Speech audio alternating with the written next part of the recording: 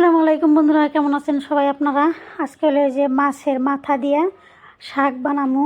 শাক বানাইতেছে মা, আমি খামু আর কি। মা কইছিল আর কি যে মাছের মাথা দিয়ে শাক বানাইলে খাইলে ভালো লাগে। তো আমি কইলাম যে তাহলে আমার বানাইয়া দাও। তো মাটির হেসেলে রান্না বান্না করে খাওয়া, যারা খাইছে তারা কিন্তু জানে কতটা টেস্টি।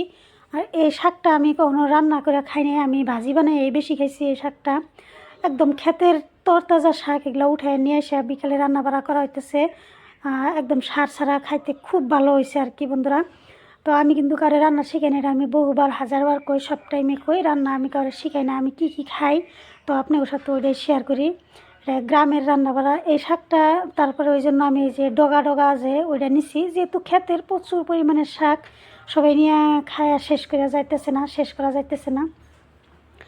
তো আজকে হইলো কি কয় যে শাকটা আমি আজকে খামু রান্না। শাকের আমি ভাজি শাক অনেকবার খাইছি, আমি গুয়াহাটিতে ভাজি করে খাই, পরে মা কিলো এটা রান্না করেও খাওয়া যায়। তো ধনিয়া পাতা দিছে মা, একদম পুরো গাছ কয় একদম নরম, এগুলা শক্ত হয় না। ধনিয়া পাতা শাকের সাথে একদম মিলে যাবে, আসলে তাই গেছে। আমি ভাবলাম যে কাইটিয়া দিলে না এটা একটু জাবরা হবো, মা কলো যে না জাবরা হবো না, দেখিস ঠিকই হবো।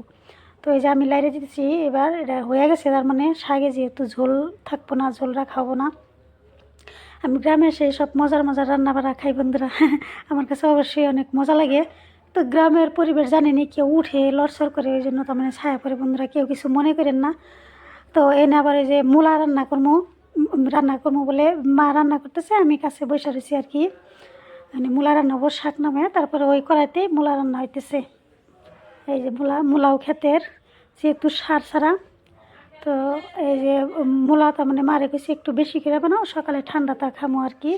তো মূলা বানানো হইতেছে এখানে। তো বন্ধুরা, কে কোন জায়গার থেকে আমার ভিডিওটা দেখতেছেন বন্ধুরা, যদি ভালো লাগে please like comment share follow করে দিবেন। যারা ইউটিউব থেকে দেখতেছেন তারা লাইক কমেন্ট শেয়ার সাবস্ক্রাইব করে দিবেন। এখানে মূলা হইতেছে। বন্ধুরা, আমার কিন্তু সেই যে ঠান্ডা পড়াতে শুরুতেই সর্দি লাগছে আমার।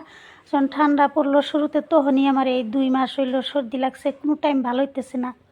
তো মানে গুয়াহাটিতে ঠান্ডা না, কিন্তু পানিটা খুব ঠান্ডা হয়, ট্যাপের পানিটা যে ওটা খুব ঠান্ডা হয়। আমরা তো কাম করি সকালবেলা, দুপুরবেলা, রাত্রেবেলা, সব টাইমে কাম করা হয়, যার জন্য ঠান্ডাটা মনে হয় ঠিক হয় না নাকি। রোদ তো কখনো পাই না, যখন ওই ছাদে যাই কাপড় মেলতে তখন সে রোদ পাই। তো ওই টুকার জন্য নাকি আমি জানি না, আমার কোনো টাইমে এত সর্দি লাগে না, এবার যতটা সর্দি লাগছে। তো এই যে বড় মাছ দিয়ে মূলা রান্না হইতেছে আর কি।